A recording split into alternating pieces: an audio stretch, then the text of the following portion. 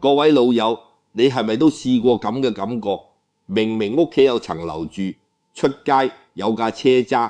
仔女又生得大隻，銀行戶口都唔算得係得個吉字，但偏偏就喺某個瞓唔着嘅深夜，又或者係朝早剛剛瞌開對眼嗰陣，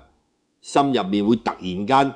湧起一種好深嘅空虛感，覺得咁樣落去到底係為咗乜嘢？如果你聽到呢度個心撈一聲，好似俾人踩中咗塊痛腳咁，老友唔使驚，你唔係傻，你亦都唔係走情，你聽埋落去。我今日就係要同你講呢個秘密先講。我哋而家嘅生活係咪好似一部機器咁？朝早6點幾7點，鬧鐘一響，未瞓醒就要爬起身，趕住去逼地鐵、逼巴士，人貼人面貼背，個面口都係麻木嘅。返到公司開 OT， 做嘢做到七彩，做嘅嘢有幾多係自己中意做嘅？講真，好多時你都唔知道放咗工仲要諗今晚煮乜餸，屋企啲支單交咗未供樓嘅錢，夠唔夠仔女啲功課補習，有冇跟到逢年過節仲要應酬，講埋啲言不由衷嘅場面說話，笑到塊面都僵埋。老友，你話呢部機器行下係咪都會生橙㗎？你隻手可能仲拎緊個電話回緊信息，你把口可能仲同人客講緊笑，但你心入面嗰粒心其實已經攰到連講一句我攰都講唔出口，因為身邊嘅人會答你有咩好攰啫？人哋仲慘過你。於是你連呻都唔敢呻，淨係識得將啲嘢吞返落肚。好多人去到呢個位就開始懷疑自己，係咪我心理有問題？係咪我唔識知足？係咪我抑鬱咗？老友，我而家好認真同你講一句，呢種感覺唔係病，呢個唔係你嘅缺陷，反而係你人生入面最值得慶祝嘅一個時刻。你可能會問，阿 Sir， 你係咪癲㗎？明明覺得人生冇意思，仲叫我恭喜。其實呢，你諗深一層，呢個世界上有幾多人由出世喊嗰一聲，到最後入棺材嗰一日，佢哋根本從來未停低過1分鐘去諗呢個問題。佢哋淨係識得講讀書嗰陣講呈婚試，出嚟做嘢講升職，結咗婚講生仔，供完層樓仲要諗埋仔女嘅首期。佢哋一直講，講到最後嗰啲人生就好似跑馬拉松咁，眼睛淨係盯住條終點線，從來冇望過兩邊嘅風景，甚至乎佢哋根本唔知道自己點解要跑呢場馬拉松。如果你今日開始覺得冇意思，證明你把心入面嗰把細聲嘅聲音終於大過咗出面嗰啲逼你、催你、趕你嘅嘈雜聲。呢個唔係倒退，呢個係你嘅靈魂喺度敲緊門，話你知老友係時候停低嚟睇睇我喺度未。我成日同啲朋友講一個牆角裂縫理論，你屋企個牆角如果有條裂縫，你今日唔理佢，聽日唔理佢，佢會唔會自己補返好？唔會，佢只會越裂越大，最後成幅牆都可能出事。你心入面呢種空虛感都係一樣嘅道理。你今日話頂多唔開心少少，捱下就過㗎啦。你捱得1年半載，但捱唔到一世。裂縫唔會因為你唔望佢就消失，佢只會靜地慢慢地現食晒你剩返嘅嗰啲快樂。老友，如果你而家啱啱好就係處於呢個心攰嘅階段，我求你唔好扭頭走，一定要留低聽埋落去，因為接落嚟我要用返幾千年前老祖宗傳落嚟嘅智慧，已經話俾你知。你今日呢種冇意思嘅感覺背後，其實隱藏住一個驚天嘅大秘密，一個關於你人生下半場點樣翻盤嘅密碼。如果你唔想錯過呢場屬於你自己嘅翻盤賽，記得而家就手指喐一喐，撳個訂閱掣，我哋一齊落去揾翻嗰個已經失蹤咗幾十年嘅自己。好話時話，我哋而家就正式入翻正題。喺易經64卦入面有一卦我覺得最能夠解釋到你而家嘅心境，佢叫做八卦。八卦嘅卦象係5個陰爻喺底，一個陽爻孤零零咁企喺最頂，代表住陽氣被一路侵蝕剝落，好似一棵樹俾人一片一片咁掹走塊皮。呢個卦聽落好似好負面，代表衰退，代表流失，代表你哋而家所講嘅冇意思。但係老祖宗留低嘅智慧最巧妙嘅地方就喺呢度，面極必伏易經嘅64卦唔係獨立存在，佢係一個循環硬卦行到盡頭跟住落嚟嘅，就係復卦。復卦嘅卦象係一個陽爻喺最底，其餘5個都係陰爻，代表住一陽初生，好似隆冬十月最寒冷嘅嗰一刻，其實已經悄悄地孕育緊第一絲春天嘅生機。呢個就係老祖宗成日講嘅否極泰來，亦都係我哋成日話嘅冬至一陽生。老友，你而家覺得人生冇意思，其實就正正處於呢個乜同伏交界嘅時刻。你之前幾十年係一直俾外面嘅噪音、外面嘅標準、外面嘅期望搣緊你嘅本心。你讀書嗰陣係為咗父母嘅期望出嚟做嘢，係為咗份糧同層樓。結婚生仔係為咗世俗嘅一套應該。呢個過程就係你嗰個陽爻一路俾人搣落搣落搣落，直到而家你終於覺得空咗，覺得搣到剩翻最後嗰一絲，快要撐唔住。但係老友，你要知，正正係呢個位先至係轉機嘅開始，因為搣落到極致嘅時候，唔係代表你完咗，而係代表舊嘅嗰套已經走到盡頭，新嘅陽氣就快要喺你心入面重新生翻出嚟。呢個過程唔係一仙悲劇，而係一場啟變，係你嘅生命喺度提醒你，係時候由向外求轉去向內求啦。易經仲有一句好經典嘅說話叫做窮則變，變則通，通則久。你而家所經歷嘅呢種窮，並唔係窮到冇錢嗰種窮，而係精神上、意義上嘅窮盡，係你嗰套舊有嘅活法、舊有嘅價值觀已經行到盡頭，再行唔通落去。宇宙萬物嘅規律就係咁，去到盡頭必然要有變化，先至可以再通翻。所以你而家覺得冇意思，其實正正係宇宙喺度逼你變，逼你由一個成日聽命於外界聲音嘅人，變翻做一個真正聽自己內心聲音嘅人。仲有一點好關鍵，就係易經成日強調嘅時位。乜嘢叫時位？就係每一個階段你都應該做翻呢個階段應該做嘅事。年輕嗰陣，你嘅時位係要向外開拓、打拼、建立自義家庭，呢個係乾卦嘅精神，自強不息。但係人生行到中年，你嘅時位已經悄悄轉變咗。呢個時候，如果你仲死死氣咁，一味只顧向外衝，而唔識得轉翻個方向向內望，你就會同宇宙嘅節奏脫晒節，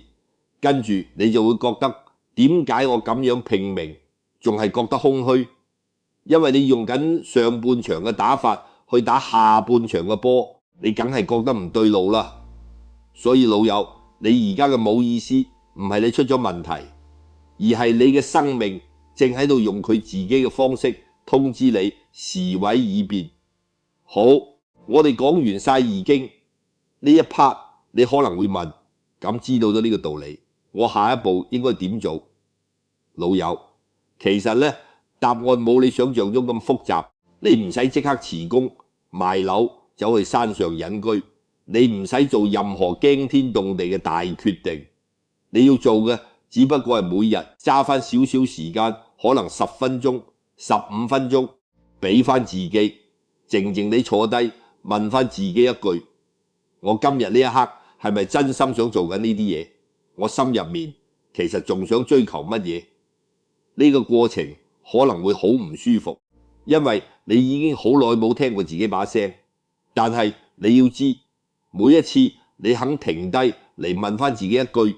就等於喺你嗰個伏卦入面俾嗰粒陽爻一啲養分，俾佢慢慢咁生翻出嚟。你亦都可以由生活入面嗰啲細細嘅嘢開始改變。譬如話你成日中意畫畫，但因為忙就冇再執過畫筆。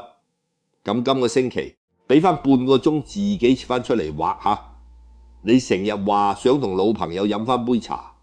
但一直冇時間。咁今個月約翻佢出嚟坐下。呢啲睇落微不足道嘅小事，其實就係你一步一步咁將自己嘅主權由外界攞翻落自己手上嘅過程。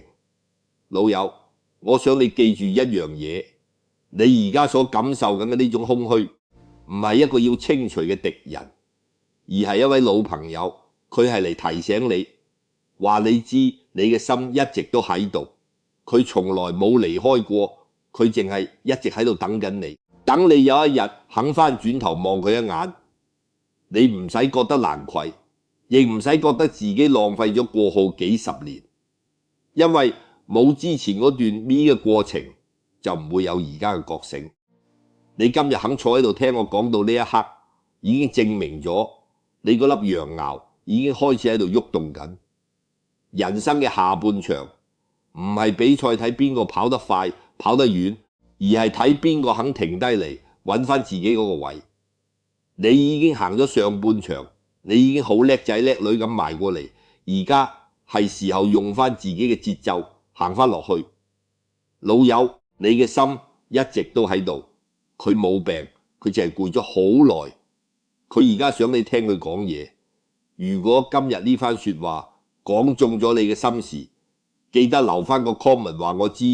你而家係邊個階段，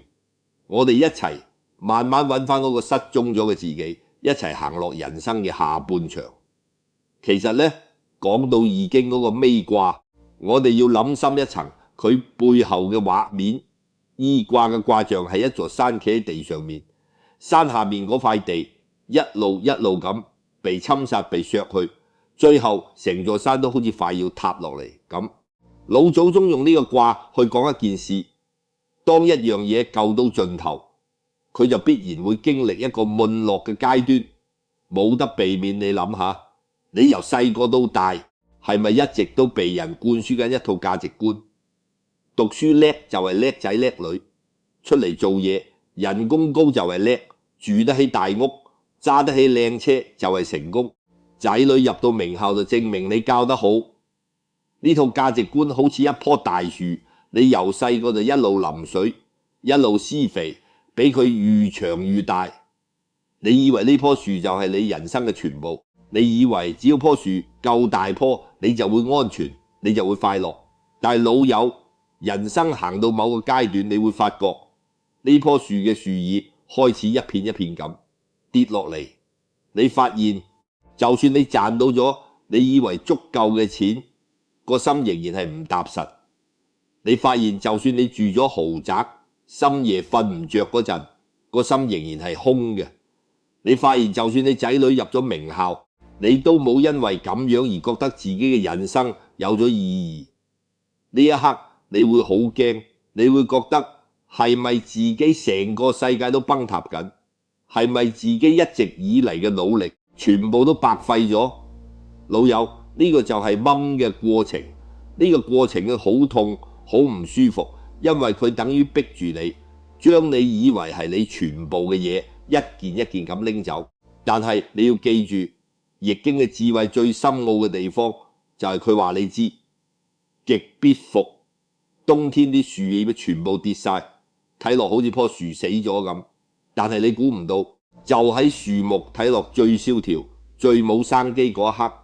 樹根入面其實已經悄悄地喺度儲緊養分，準備緊嚟緊嘅春天重新發芽。舊嘅搖唔跌，新嘅芽點會有位長出嚟？呢個就係老祖宗成日講嘅否極泰來。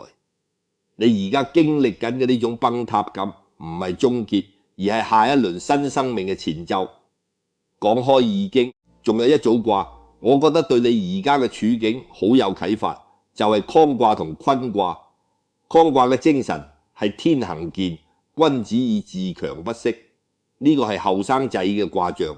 代表住太陽初升，光芒四射，代表住你後生嗰陣要不斷向前衝，向上爬，好似初生之畦，唔怕落底，唔怕捱苦，要靠自己嘅拼勁去打出一片天。你後生嗰陣捱夜捱更抵夜，爭上位、供樓供車，其實就係活生生咁演緊乾卦嘅精神。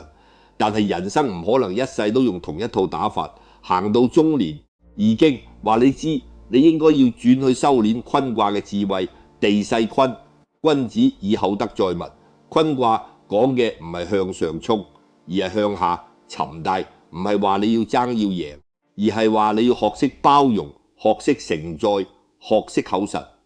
你睇下大地，佢從來唔會話自己要好似天咁發光發熱，佢淨係默默咁承載住萬物，養育住萬物。中年之後嘅你，其實應該由一個成日話我要嘅人，慢慢變做一個識得話我可以俾嘅人。你唔再需要不斷向外攞嘢嚟證明自己，你反而要學識向內尋間，學識厚德載物，咁樣你先可以真正安頓翻自己嘅心。如果你以前用嘅係乾卦嘅打法，行到而家仲用緊同一套，你梗係會覺得攰，覺得唔對路，因為你嘅生命階段已經轉咗，但你嘅打法冇轉。呢個就係好多中年人覺得冇意思嘅根本原因，唔係你做錯咗嘢，而係你用錯咗時間，去用錯咗個方法。好，講完易經嘅智慧，我想同你講下呢種覺醒其實可以分到3層。第一層係對虛假目標嘅自省。我哋香港人成日追緊一啲乜嘢？追緊住喺邊一個區先夠體面，追緊揸邊架車先夠有面，追緊仔女讀邊間名校先算對得住佢哋。呢一套我成日叫佢做面子工程。你由細到大俾人洗腦，洗到深信不疑，覺得只要達成咗呢啲指標，你就會快樂，你就會安心。但係老友，你今日行到呢一步，你部分甚至全部指標都達成咗，你回頭望銀行戶口個數字救唔到你，深夜嗰種連轉反側嘅失眠，你將靚車嘅奢侈都解決唔到你心入面嗰種講唔出嘅空洞。呢一刻你先發現，原來自己追咗大半世嘅嘢，全部都係虛假目標，佢哋從來冇答應過你會俾你快樂，係你自己一齋情願咁，以為達成咗就會幸福。呢個就係第一層嘅覺醒。你終於睇穿咗呢場遊戲嘅遊戲規則，原來由頭到尾都係假嘅。第二層係對生命本質嘅觸碰。以前你點解冇時間諗呢啲問題？因為你成日用忙碌去做動箭牌，你成日話自己好忙，忙到冇時間諗人生，忙到冇時間諗自己開唔開心。其實你心入面好清楚，你係刻意咁用忙碌嚟逃避一啲你唔敢面對嘅問題。而家你逃無可逃啦，你終於要坐低嚟面對人生入面最核心、最原始嘅幾條問題。我係邊個？我嚟呢個世界到底係為咗做啲乜嘢？當有一日我要離開呢個世界嗰陣，我可以留低啲乜嘢俾呢個世界，俾我愛嘅人？呢幾條問題睇落好圓好虛，但係老友，如果你一世人都冇問過自己呢幾條問題，你就等於冇真正咁活過。第三層係本性嘅呼喚。你有冇發覺你而家個心其實同你細個嗰陣，同你嘅初心已經行得好遠好遠。你細個嗰陣可能好單純咁，中意畫畫，中意音樂，中意同大自然接觸，中意幫人。但係喺你成長嘅過程入面，你為咗生存，為咗迎合呢個社會嘅遊戲規則，將呢啲初心一層一層咁包裹埋、埋藏埋，甚至乎你自己都已經唔記得咗自己本身其實係一個點樣嘅人。你而家心入面嗰種冇意思嘅感覺，其實就係你把初心用佢最後嘅一啲力氣喺度微弱咁呼喊緊你，叫你返屋企。呢個屋企唔係話你要辭工，唔係話你要離婚，佢係話緊你係時候返去嗰個最原本最真實嘅自己度。老友，呢三層覺醒其實係一層一層咁遞進，你要先識得睇穿虛假嘅目標，先會有動力去觸碰生命嘅本質。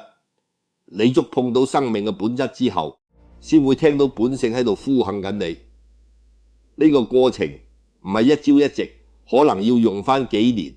甚至幾十年嚟慢慢消化。但係你今日肯行出第一步，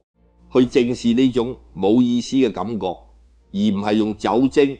用宿、用忙碌去麻醉佢，你已經贏咗好多人。講到呢度，我想同大家做個互動，你可以喺留言區打出你而家嘅年齡，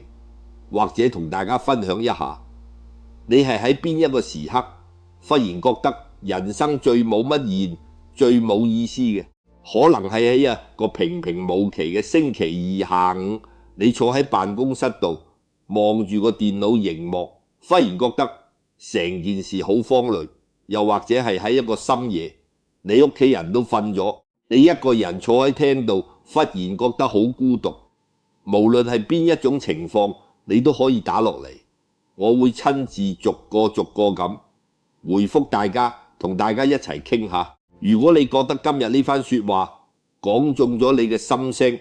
記得個讚，仲要分享俾你身邊嗰啲而家仲喺度盲目咁衝緊、拼緊、捱緊嘅老友。你今日隨手嘅一個分享，隨時可以救返你朋友嘅下半世人生。等佢哋唔使好似你咁，等到攰到爆先至醒悟。老友，講到呢度，你可能會問，明白晒呢啲道理之後，我實際上應該點做？下面我就同你講幾個好實在嘅方向，你唔使諗到好複雜，但你要肯行出嗰一步。第一樣嘢，你要學識乜嘢叫感發人生。你諗下，你後生嗰陣由讀書開始，一路都係做緊加法，你要考多幾張證書，學多幾樣技能，識多幾個人脈，儲多幾層人際關係網，拎多幾個圖頭，加多幾層樓嘅供款，加多幾份保險。你成個後生嗰陣嘅人生就好似不斷咁買嘢入自己個袋度，袋越嚟越重，你都覺得冇所謂，因為你相信袋入面裝得越多，你就越安全。但係老友，人生行到中年，你要學識反過嚟做嘅嘢，就係做感發。你要開始問自己，呢個袋入面邊啲嘢係我真係需要嘅，邊啲嘢淨係喺度佔重量，拖住我行都行唔喐。你要學識放低嗰啲根本唔屬於你嘅責任。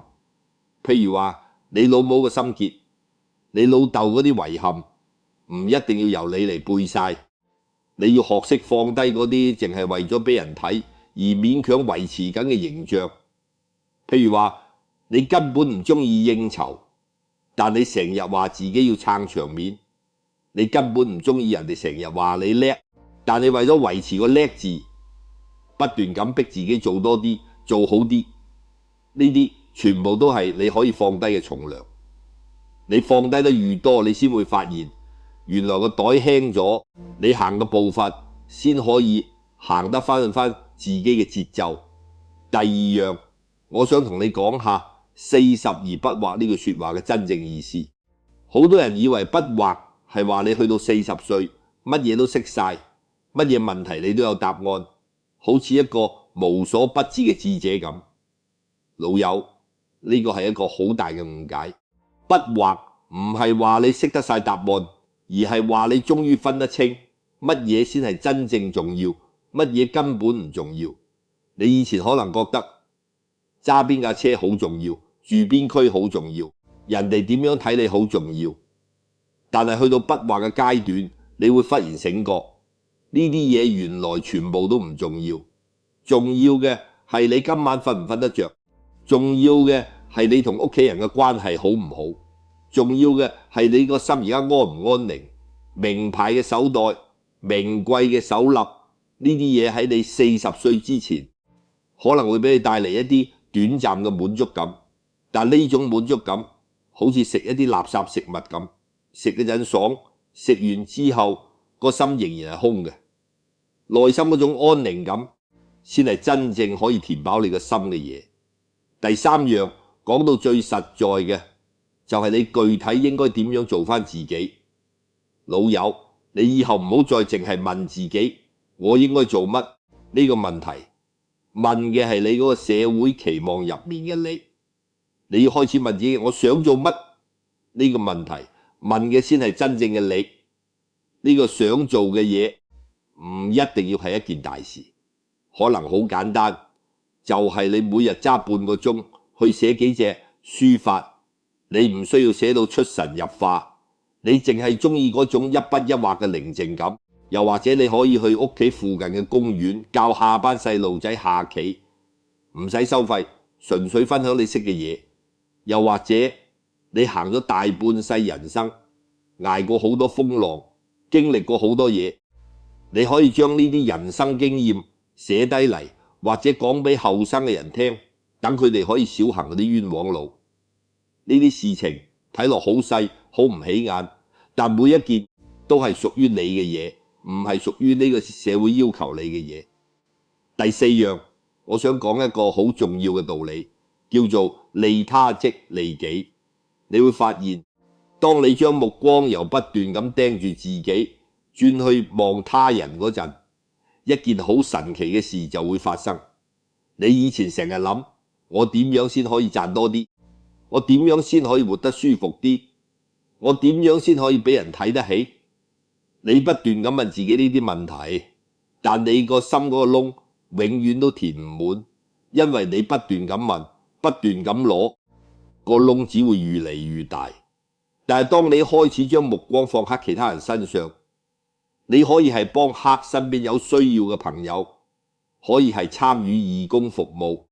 可以係將你識嘅嘢無條件咁教俾後生一輩。你會發現你心入面嗰個永遠都填唔滿嘅窿，竟然慢慢咁